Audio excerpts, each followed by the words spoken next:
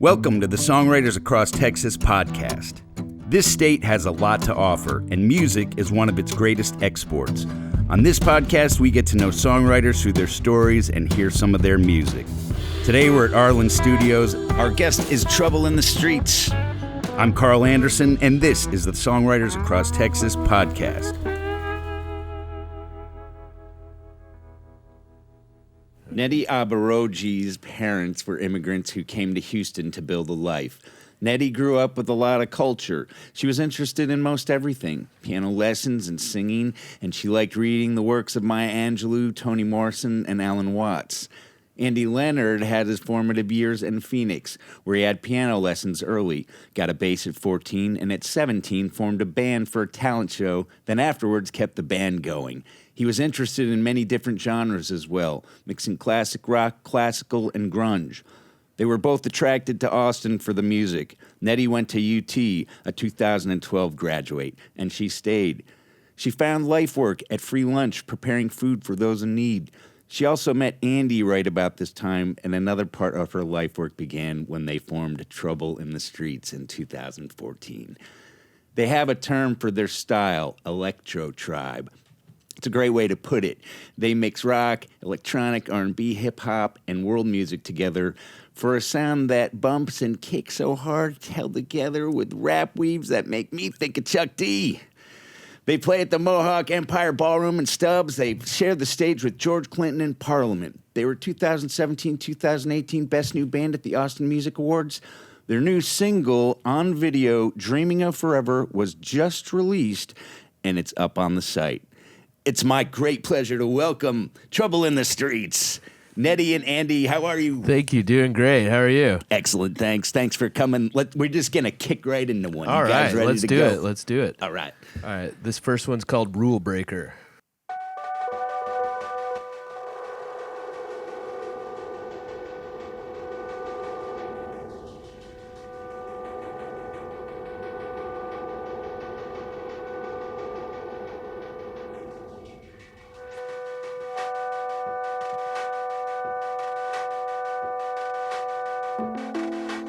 Remember to be free.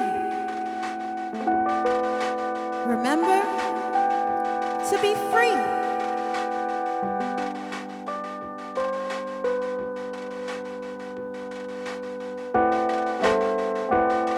Dream, dream.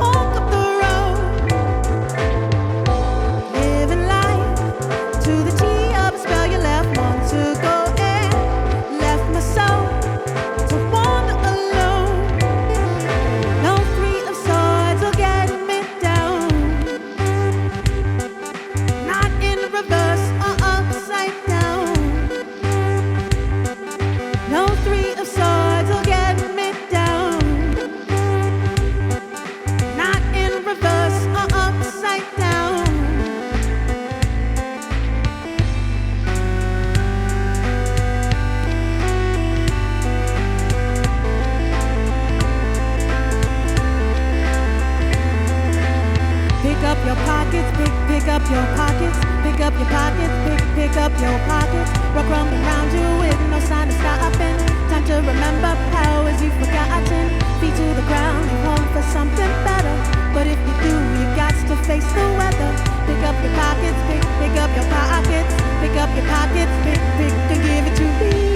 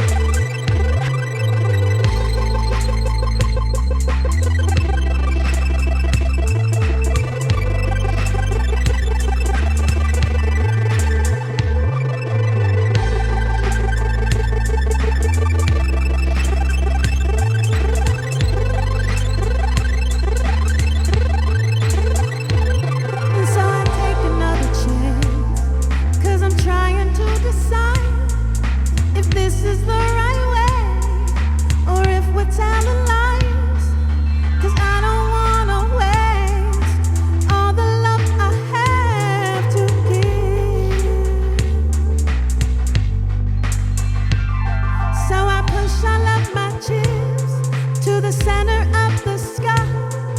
You talk about forever, but I could go for more, 'cause I can't break these chains that I've got wrapped around my heart. You see, you played the part. It was a dirty hand. It was to feel the pain. It was to see again. Now a tower crumbles for you again. Just to learn the rules, the rules, the rules, the rules. Rule breaker, rule breaker.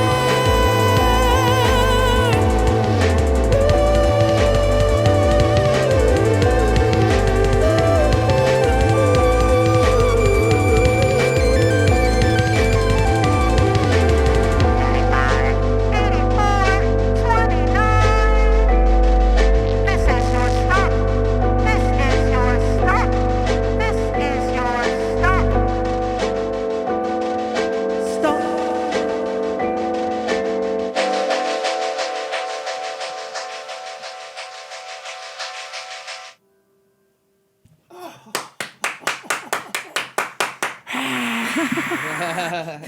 That was so cool, man. You guys are cool as hell. Thank you. Takes one to know one, Carl. Right? Thanks so much for coming on. Tell me about your experience coming into this world with your parents came straight from Nigeria to a community, a Nigerian community in Houston, right?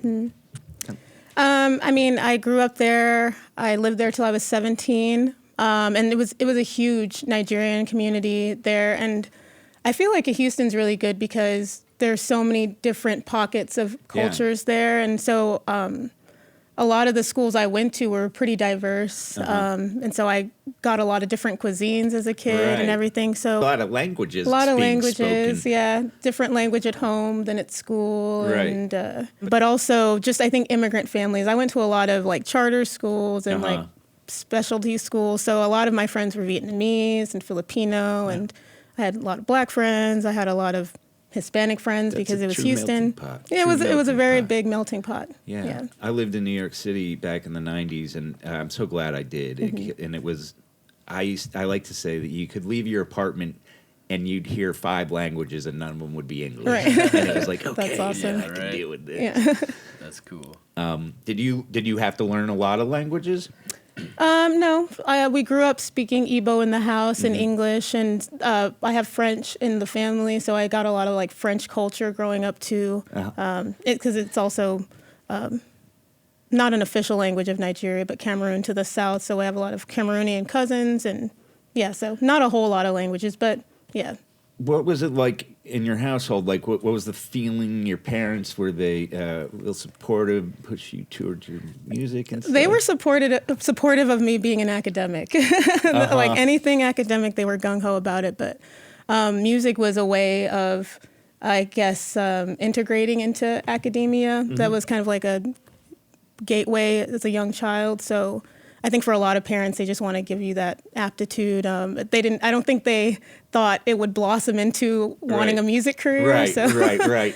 So they weren't as supportive as they saw the passion for it grow. A lot of people tell me that story. Yeah. So, You know, so I had a similar story.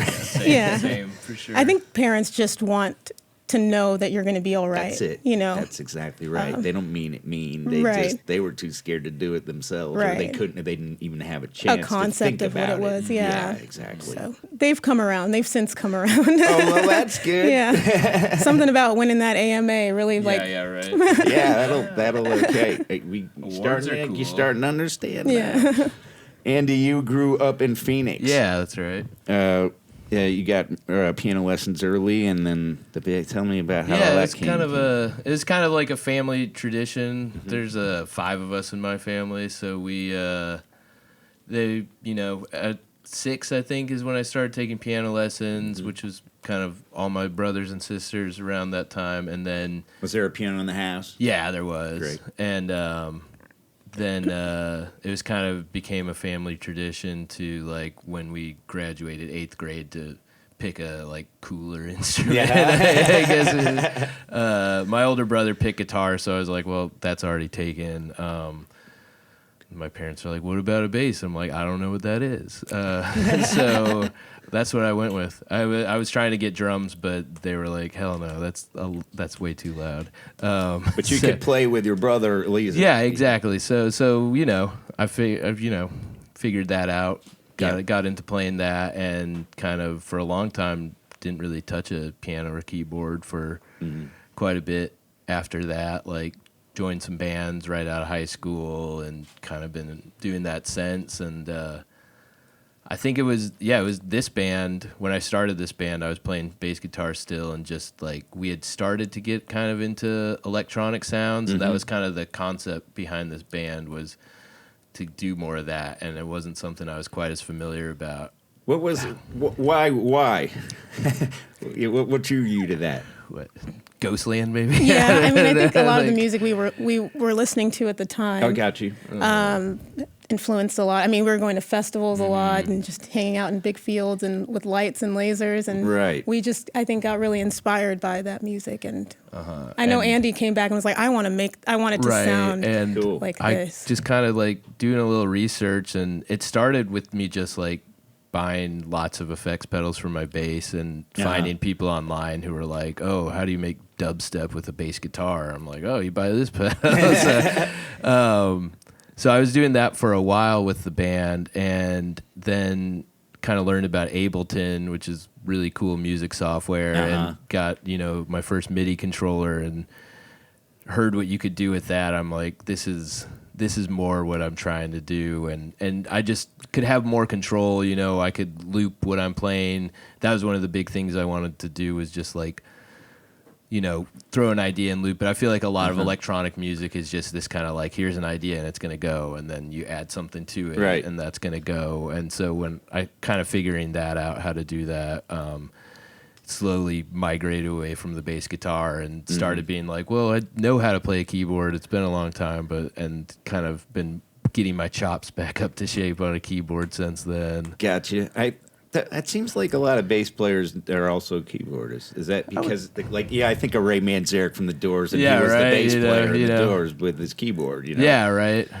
Or like what the Greyhounds around here. Great one on that. I don't know. I mean, I feel like a lot of musicians start with keyboard, but I feel like keyboard's great, I think, for a bassist to move to, because it's like you can do harmony, which is something that's not great on. Like, you can do a little harmony on a bass, but it gets muddy pretty quick, and you only got so many finger positions you can do it in. But being able to play a bass line and a chord at the same time it's really powerful to be able to have that. And that, when I was playing bass guitar, Nnedi was playing the keys more, and which was cool, and we still have a lot of great songs where that's, how they go. But I think we wanted, to let you go be a front person and break away from your keyboard. And I found with this, I could, cover all the bases and let you do that. It's really cool to watch, first of all, and then thank you. But I'm not quite seeing a singer that was playing with the things either like that. I mean, that's got to be fun. Oh yeah, it's super fun. I mean, I think in the ways that Andy likes to live loop and do things live, I kind of want that to be this, live experience. So if I'm hearing something in the room or the headphones, I want to make sure it's like capturing the feel. Yeah. So like if he's putting a certain thing, you make sure you put it on. Right. It's a very symbiotic. Yeah, for sure. Experience. Well, I was saying, I've filmed. I'm not a camera guy, but I bought a camera right when the cameras started getting cool, and because I wanted to make a movie. So cool. And Holly Bronco's in here right now. Actually shot the movie. She's on one of our cameras. Oh, nice. But I had this camera. Not a lot of people at the time had one, and I was invited to go to be a float camera person for Rocky Erickson a couple times, and for the Archangels a couple times. So talk about that was pretty cool. They got one of those. But what I found was the camera eye really shows you more intricately how the musicians communicating with each other. Yeah. And now my eye sort of picks up on it better because so I was watching you guys this time, and I was like, this is fun. That's awesome. That's awesome. Yeah, there's a lot of communication, a lot of like, especially with this kind of stuff, like because there's loops going on and stuff like that, and like, you know, next sections of songs that I had to kind of hit a button like 4 beats before this section comes on. Like if you miss one of those, it can be a really big train wreck, as opposed to just a live band. If they kind of miss, they're like, you can get right back on track. You sneak it real quick. That's a great point. And you have to. Is it more? Does that mean it's more? A little bit. It's a little more. It's a little more heady. Yeah, and my feet. So, yeah, it's very. Which I like because it makes me like really concentrate on what I'm doing, which kind of gets me in the moment even more so than I think when I'm just playing something that's relatively simple, playing bass guitar. I think a lot of times my head can kind of drift if it's a pretty easy song or something. This is like, no, you can't go anywhere. No space for it. Yeah. There's too many little things to think of, and. But that doesn't mean that you're playing it the same exact way every time. No, yeah. So for some songs, like it's kind of like evolved through the year. I think the 3 songs we're doing all kind of have a slightly different setup to how I'm working it. Like when I first got into this, I really like didn't want to have like pre-recorded tracks and just like play it, loop it, and then continue going. And so that first song was more that. The drums obviously pre-recorded, but everything else was like I played it and then looped it, and then you could take it in and bring it back and that kind of stuff. So that's one of the earlier songs, and then by I think the last one we're playing, there's a lot more tracks that are set up and like, you know. So that was from your first album, right? This one, our second EP. Yeah, second EP. I don't think we're playing anything from our first, but yeah. Cool. Yeah. So the first one is kind of cool because it's like it's very hybrid between the bass guitar and this stuff. I gotcha. And by the second one, I don't think I played a bass at all. And on the new album, there's a little bit of bass guitar, but good. Yeah. The return of the bass, bringing it back. You know, I miss it sometimes. So.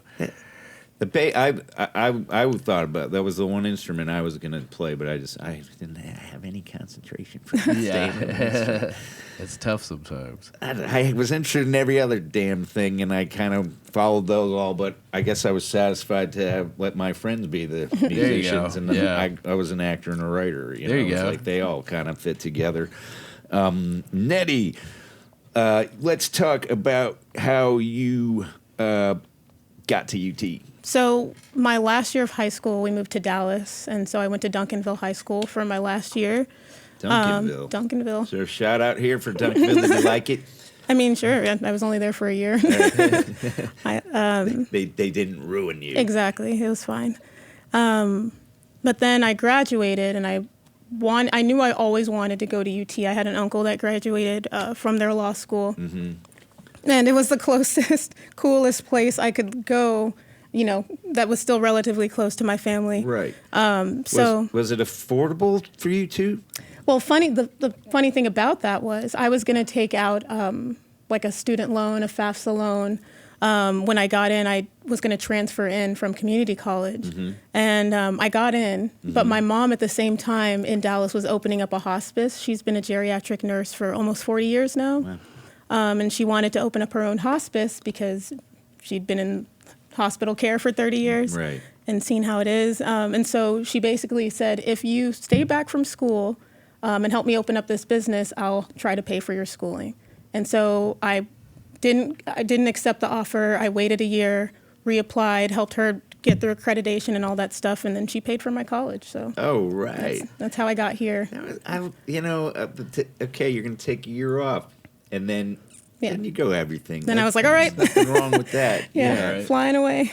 But yeah. Plus, you've been going to school your whole life. It's like, okay, I will take a year off. Why not do something different for me? You probably appreciated it when you got to UT, maybe even that much more. Oh, yeah. It felt like real freedom because I feel like, you know, with parents, it can be this exchange thing. And it really felt like, because I was sacrificing in a way, it felt really good to be able to, be here and not feel like a pull at home. So sure, and that's big, but that's part of how kids break exactly. from home. Yeah. Anyway. How long did it take you to get, to get your playing from your talent show, let's say, and right. you keep the band together? And when are you gigging? Oh, I'd say we were getting gigs at some venues within, later. That talent show was like the very end of the school year, so maybe like by end of summer we were starting to do gigs and stuff. I just remember like the first time getting handed an envelope of money and being like, "Wait, what?" I thought we were just having fun. Like, okay, right. Oh wow, this is enough to buy beer tonight, right? Thank you. Yeah. What kind of music, Nnedi, was inspiring you when you were growing up, and that was sort of leading you to, okay, I really got to do this? I grew up. It could be a lot, you could say them all. Well, I was force fed a lot of Christian music, which is not a terrible thing now that I think about it. But I got a lot of Christian music, but I also enjoyed as a kid. Sunny 99.1 in Houston. It was their 7 p.m. Delilah love songs evening. That was, I loved yacht rock as a kid. Okay. I was a very emotional I'm child. Still trying to figure out what any of that meant. Like yacht rock. I know what yacht rock Spandau is. Ballet and Genesis and... yeah, but like 80s Genesis. 80s, not the Pete Gabriel Genesis. I don't mind that stuff. No, that's cool. But yeah, I got a lot of... I got some R&B. I remember as a kid seeing my dad's Prince album and it being such a big thing because he was like half naked. Sure. And that was one of the things where everyone was like, oh no, Oh, he was as risque as anybody. Exactly. Yeah, right. And so my dad having a Prince album and, just anything. We had he some was wearing vinyls. ladies' underwear on the damn cover. And Michael Jackson. Like, and okay. Yeah. Prince. Awesome. Yeah, no. Prince, everybody bows to Prince. Yeah. Right. What were you listening to? As a kid, I listened to a lot of my dad was a big classic rock guy. Right. Loved Beatles were like his idols. So I heard, awesome, you know. So I didn't mind that at all. No. Led Zeppelin, Pink Floyd, and then I think finding my own stuff at that time would have been like Nirvana and Metallica and Pantera, stuff like that. Pretty heavy. It was either like classic rock or pretty heavy. I have that heavy music. taste. Yeah. Rage Against the Machine. Oh hell yeah, Black Sabbath. It's my favorite. Yeah, I love all that. You know, so the first band was like very much that kind of thing. Yeah, like practically heavy metal. Yeah, always just a level under full on screaming.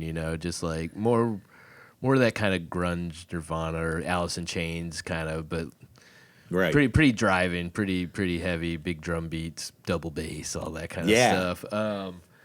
So that was great, and that I felt like that kind of music helped me get good at bass a lot quicker. I think I was just kind of not taking it seriously until those guys wanted to start something. I was like, oh, okay, we play fast, we play okay. Yeah, and then all those bands, Led Zeppelin, John Paul Jones, oh yeah, he's amazing. Roger Waters, these guys can play that bass like crazy, and they're good guys to learn from. Yeah, definitely. So that was some of my, Zeppelin and Beatles were definitely some of the first bass lines. First, tricky bass lines I was ever learning, where it's okay, I need to take a minute with this. Right. Well, so this is interesting because when you guys get together, you have all this music, and it just so turns out that all your music is a blend of everything. Right. Yeah. I like to look at it that way with this band. I think that's the way it's worked so well is everyone in the band's always been very... just into the idea of sharing music with each other and open to taking influences from each other's music and incorporating it into our own music, and without trying to lean too hard and be let's write a metal song or let's write a real R&B song. It's always just kind of there's some touches of R&B in our music, but I don't say there's any one song where we're that's an R&B song, right. or that's a...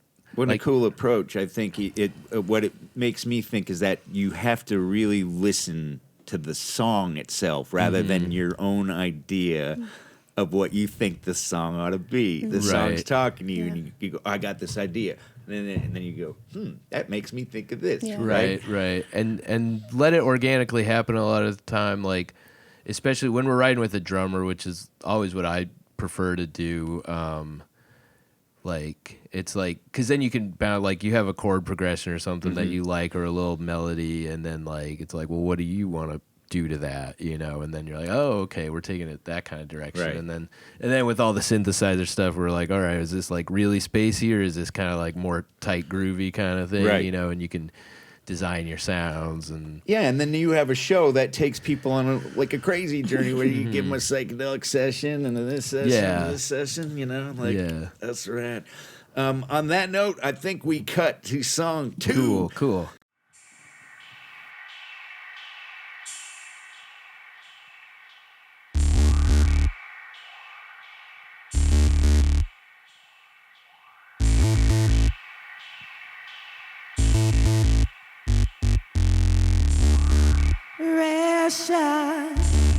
What you ought to know.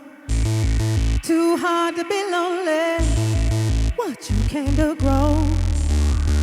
Despair to another no. Give in to the love tide as we go. I wanted to seize the day. I wanted to change my way. I wanted to live your life in color without spite.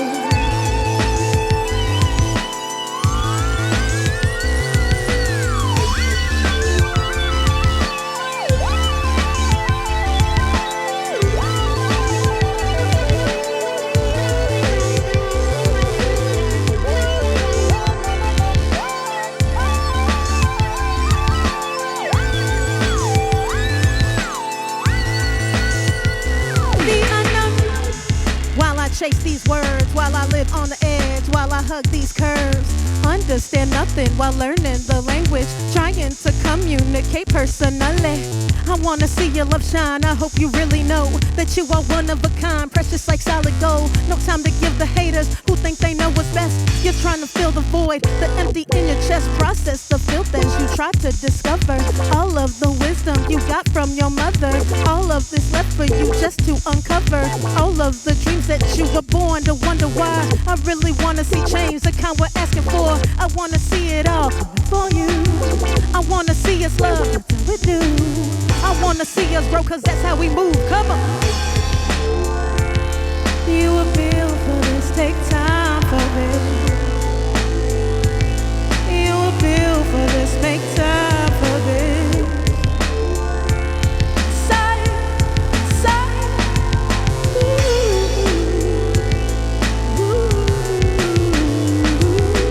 Dreaming of forever for you. Dreaming of forever for you. Dreaming of forever for you. Dreaming of forever. Dreaming of, dreaming of, dreaming of forever for you. Dreaming of forever for you. Dreaming of forever for you. Dreaming of forever. Dreaming of forever for you. Dreaming of forever for you. Dreaming of forever for you. Dreaming of forever. Dreaming of, dreaming of, dreaming of forever for you. Probably see it never for you. Dreaming of forever for you. Dreaming of forever. Forever. Forever. Forever.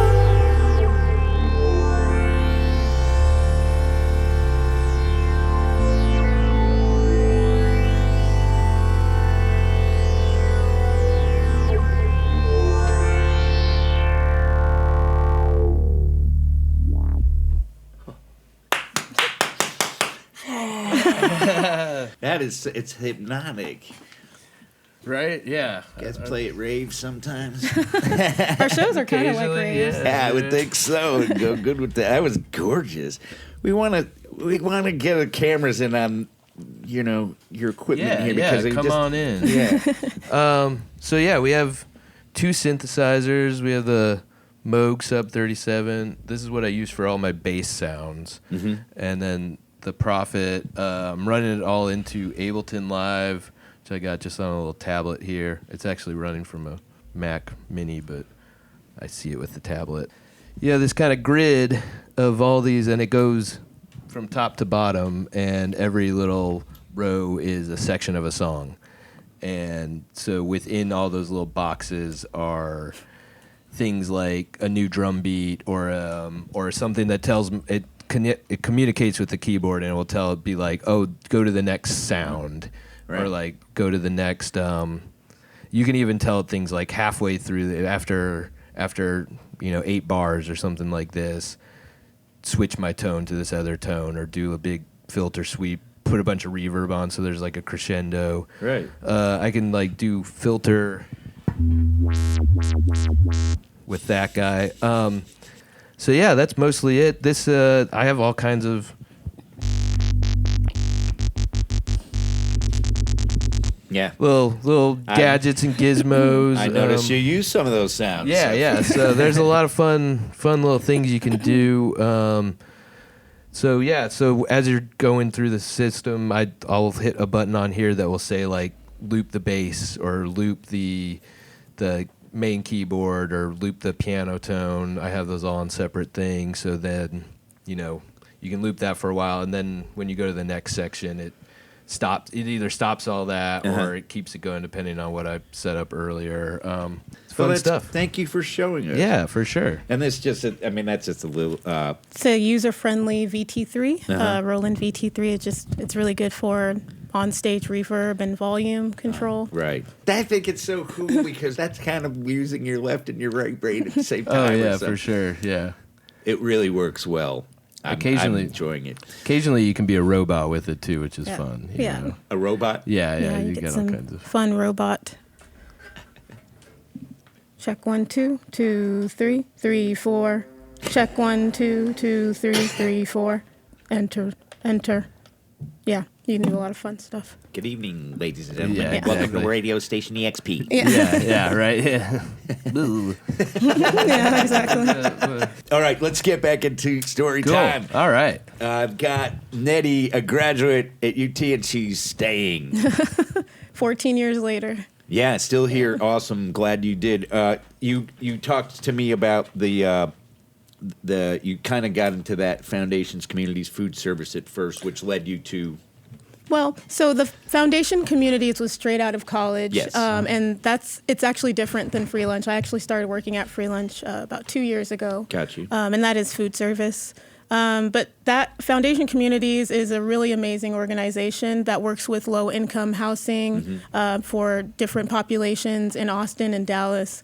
And I was an assistant coordinator for their learning center, their K-5 learning center. So I did that for 6 years out of college, and yeah. Well, that's a nice thing to be able to do for the kids. Well, I mean, it was cool, too, because they encouraged me to be myself. They wanted kids to have different perspectives from different people. So they encouraged the fun things that I like to do to bring them to work. And that's in Austin. What part is that on? Where in Austin is that? They have a bunch of centers, actually, around Austin. If you've ever seen a sign with a white sun and a yellow background and a white sun outside of a building, that's Foundation Communities. Yeah. And they also help with HAM and making sure musicians have health insurance. Right. Yeah. Just another one of the good guys in Austin and in Dallas. That's great.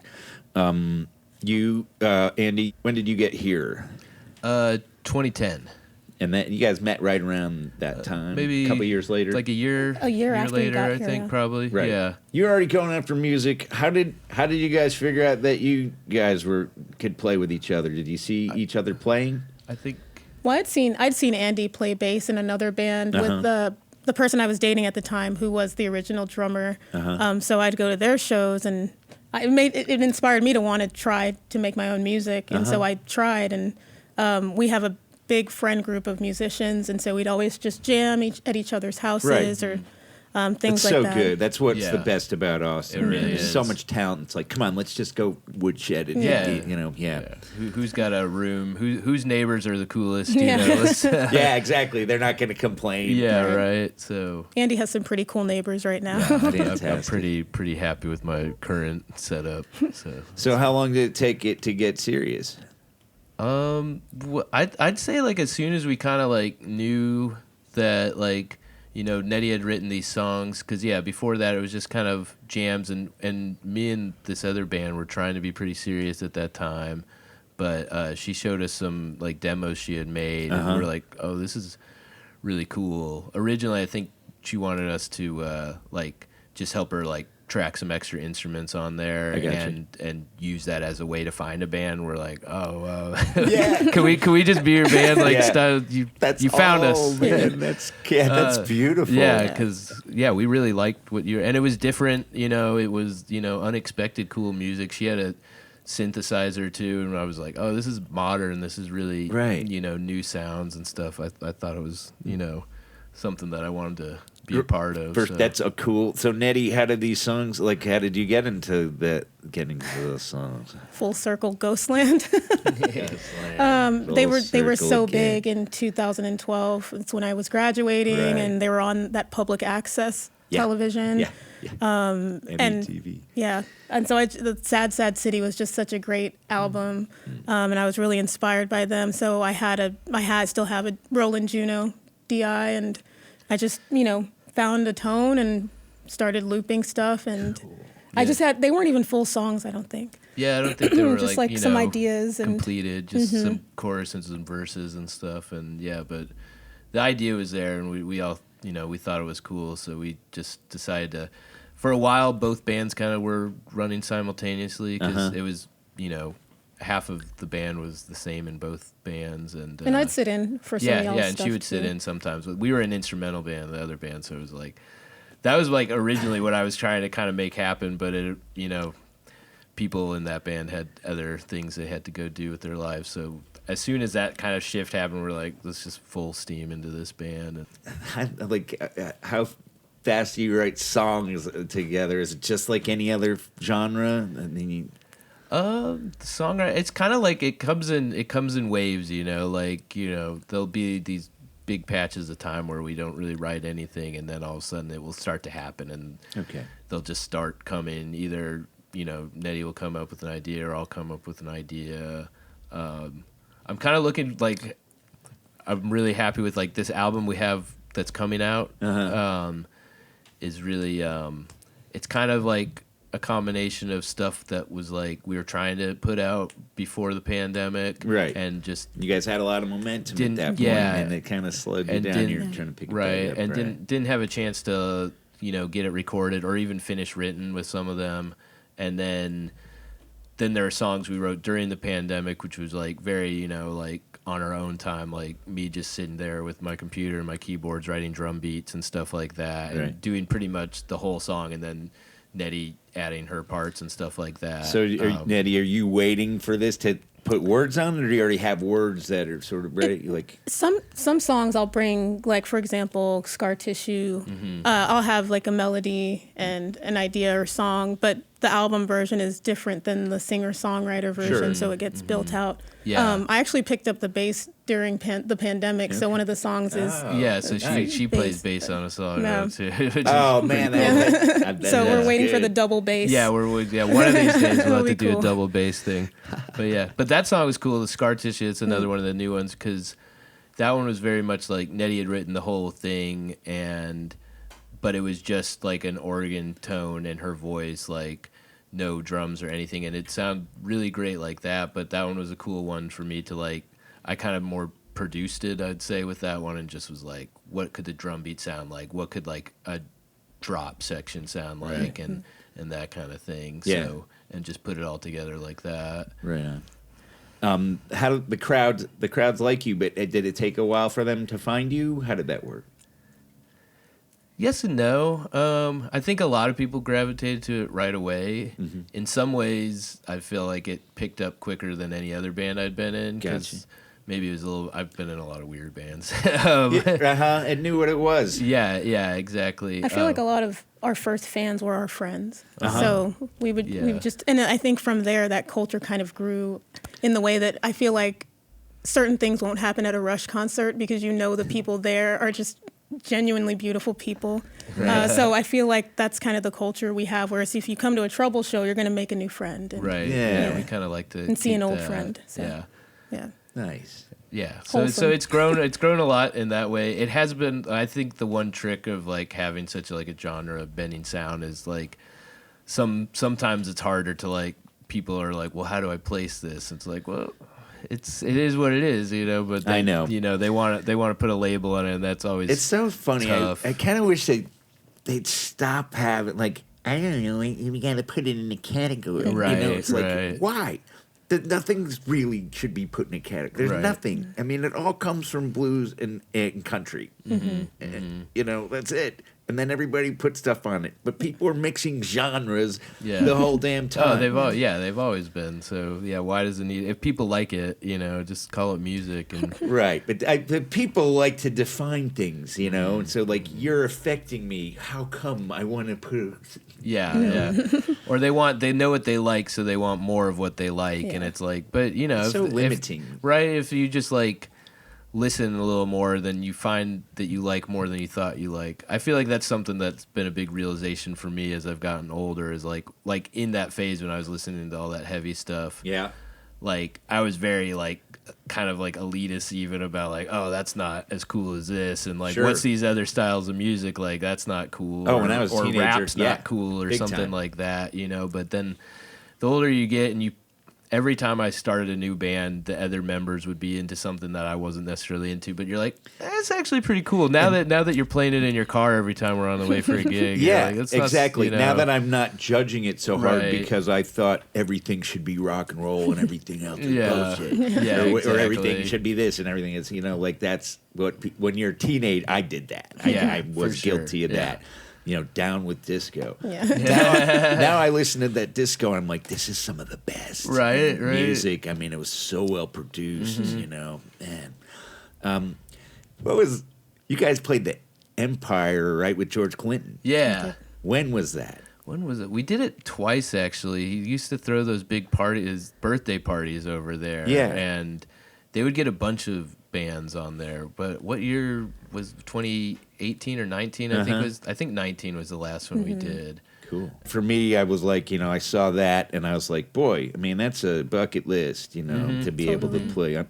Let's talk briefly about, you two are both in the Golden Dawn Orchestra as well. Yeah, I mean, we are. What a tradition, and that's like, that's a feather in the cap kind of thing. Like that's some big time stuff. You, Nnedi, you got in 2019? Right before the pandemic. And I had gone to New York with them for a one-off gig, and then the pandemic happened. Oh boy. Okay, so when they started back up in 2021, and you got it. Yeah, and so Nnedi kind of got me into that. I went. One of their first shows back. They got to play the Moody, and so I went to that and just saw that.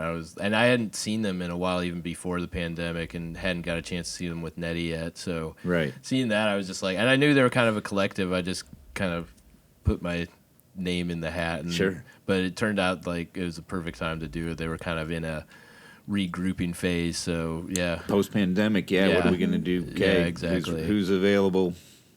So we've been on several tours, a couple international tours since joining. Beautiful, really cool, super cool. We're getting toward the end here, but I want to talk about the free lunch.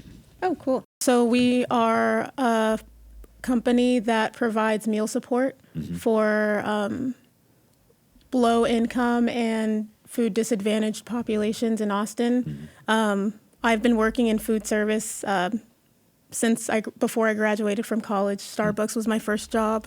And then I realized that I really loved cooking. I grew up cooking for the family, so I would just do food service job. I've worked at Kamuri Tatsuya. I've worked at Rockstar Bagels. Right on. Rockstar Bagels, Joey Hummel. Yeah. Shout out to Joe. And so then I finally, with the way that food service works, I would basically be able to make my schedule so that I could rehearse when I needed to. And that started when I was working at Foundation Communities. I think it was 2016. I made the decision that the band was more important, so I would leave that career path to find more odd and end jobs so that I could, do music full time. And this is kind of like a beautiful culmination of me just doing that because I work with Jazz Mills is the owner and creator of Free Lunch. And the other cook is Carrie Fussell Bickley from Calliope Musicals. So we basically work together in a kitchen making meals that we would love to eat and our friends would love to eat for people who need the food. That is so beautiful. And we service the Camp Esperanza camp on 183, but we also service free fridges around Austin. Wow. So yeah, it's fun. We get to make food that anyone would want to eat. So you have fun with your people, your coworkers. You're making food you love, and you're sharing it with people who need it. Yeah. You've been sent down from the heavens. That's so cool. Well, I appreciate that kind of thing so much. Coming up, you got a single. We're about to get into this last song, and this song is being released today. All right. Yeah, look at that. Can you believe it? So we're getting a little teaser. Yeah. All right.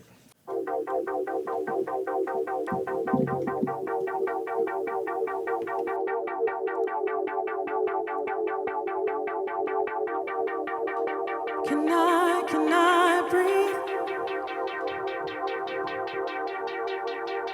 Can I breathe? Can I breathe through it all? Just this one, moving forward. Can I breathe? Brace for the fall. Can't take it back now. We don't wanna let go. We don't hurt no one. Through it all, just this one, moving forward. Can I breathe? Can I breathe? Can I breathe? Breathe.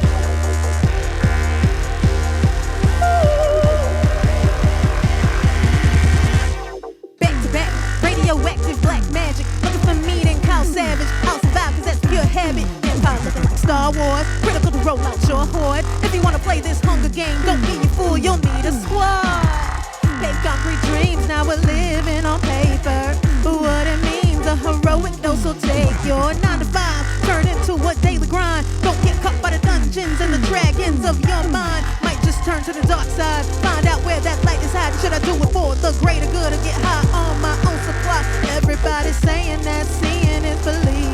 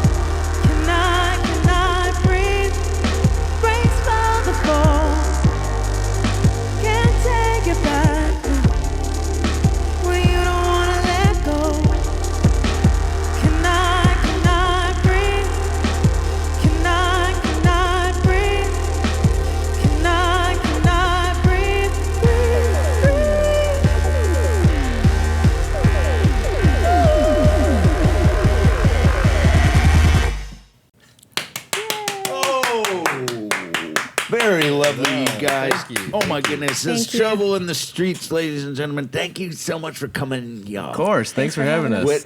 Is it just troubleinthestreets.com? That's right. Troubleinthestreets.com. If you would please leave a like and subscribe, that would be really awesome for everybody. It really would do us some help. I mean, I'll be your best friend. I don't know what else. You can write me a letter and ask me what you want for subscribing, and I'll try to get it for you. Thanks again, guys. Thank you. You.